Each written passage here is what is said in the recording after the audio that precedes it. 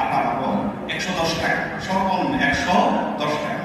আপনি যদি কম দিয়ে আদায় করেন, জব দিয়ে যদি আদায় করেন তাহলে 530 টাকা। কত?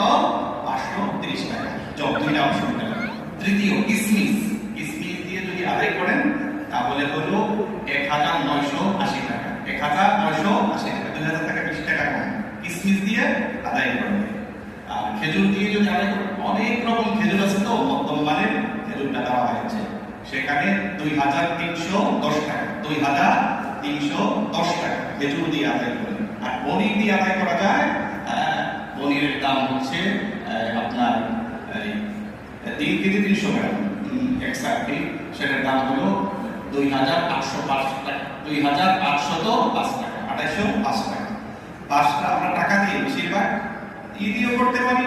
আপনি আটা দিতে পারেন, অথবা চপ, কিসমিস, খেজুর, পনির এগুলো দিয়ে আদায় করতে পারেন।